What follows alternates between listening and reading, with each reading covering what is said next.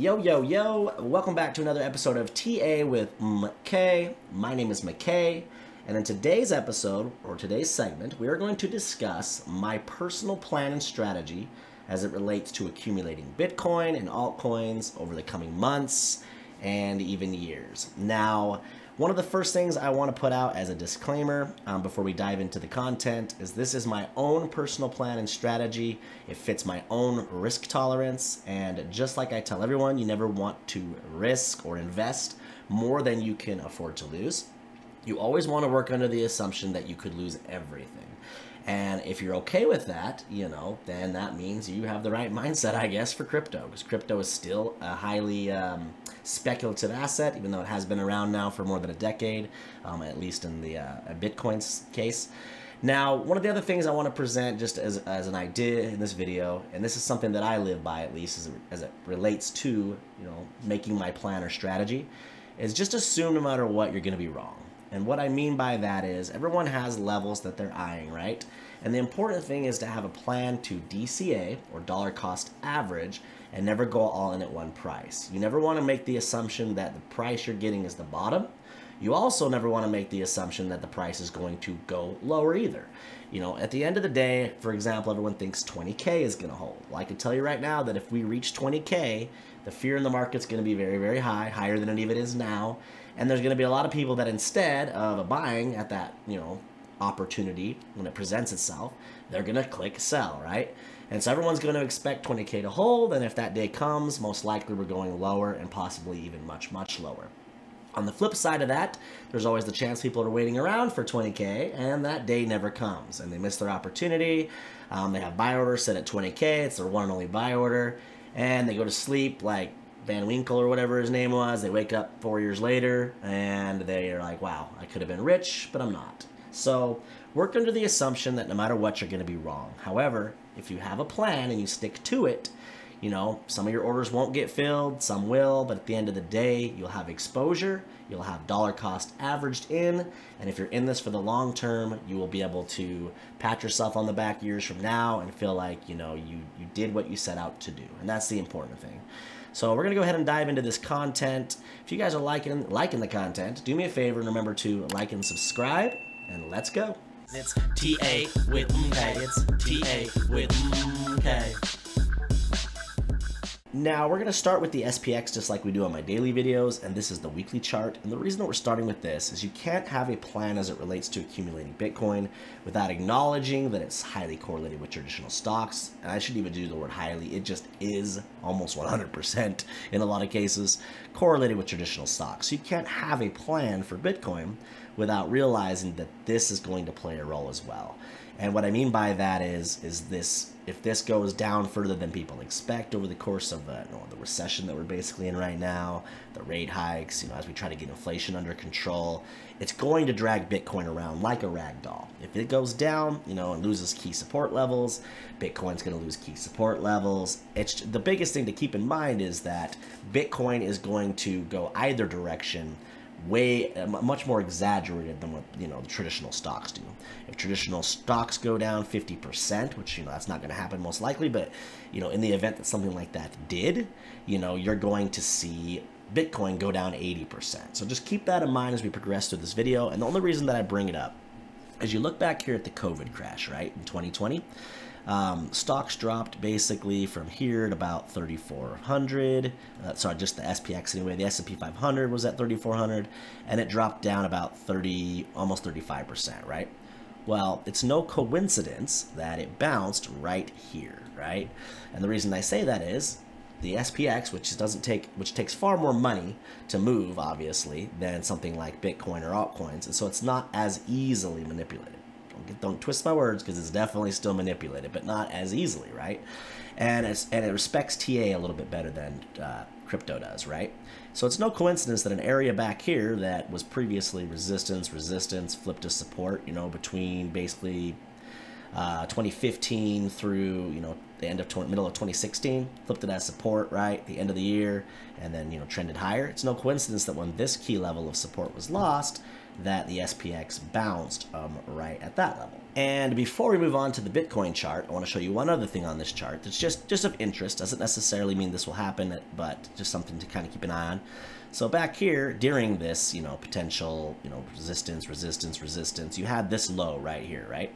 And then the breakout, you had this high we just talked about before the COVID dump. If you take your fib retracement tool, that we use to chart retracement levels, you go from that swing low to the swing high to where that support level bounce was at.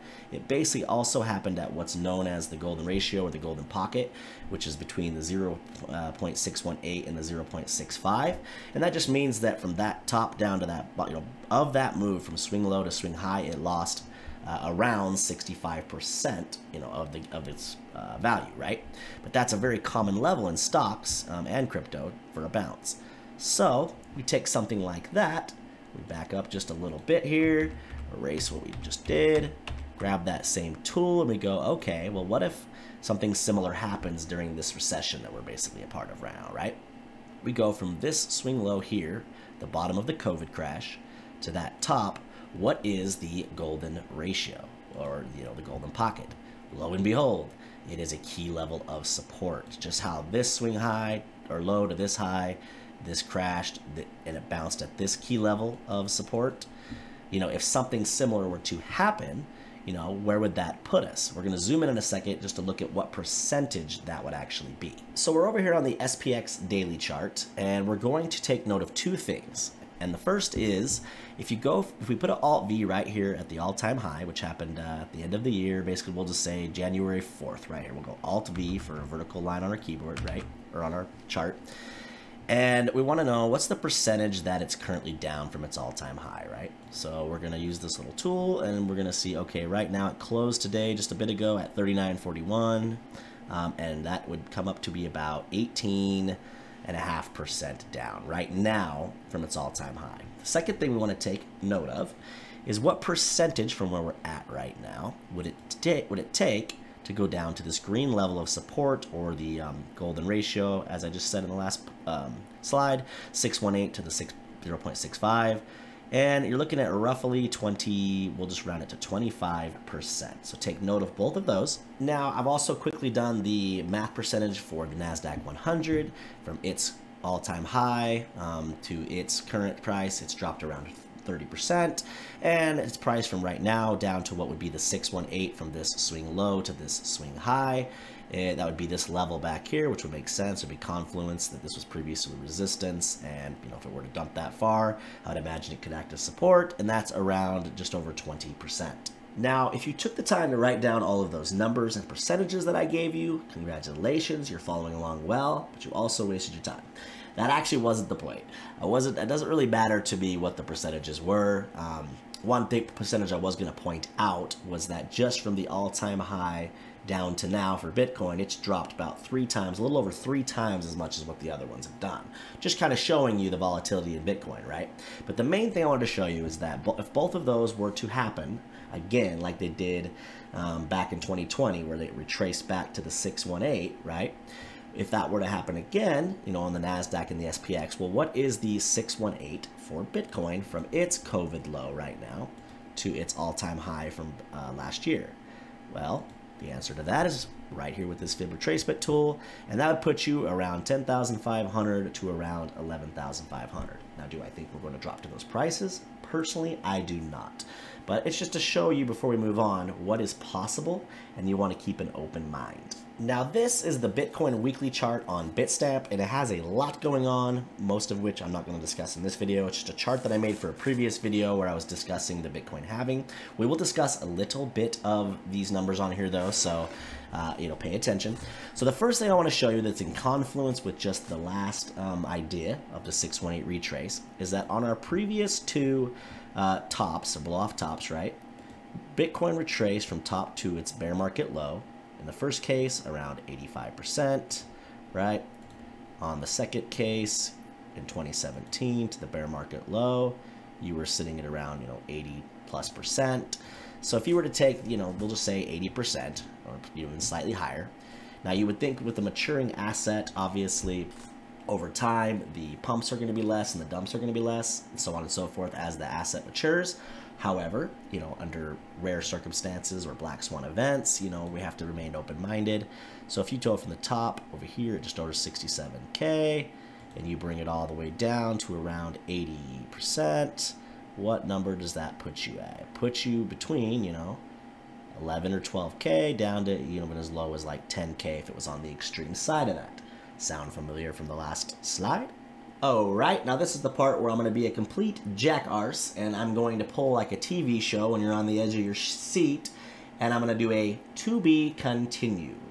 Now, it's going to be a two-part series, and obviously tomorrow will be a little bit shorter video, and I'll just discuss my actual levels I'm looking for, the time frames I'm looking to accumulate, and my exact strategy as far as how much I'm going to go here, here, here, and there, and where. But I wanted to start the first half of this video, or this two-part series, just kind of explaining what is possible as far as the downside goes, because we always want to remain open-minded to the idea that, hey, Bitcoin's a maturing asset, and the likelihood that it goes down to that level is damn near impossible in my mind.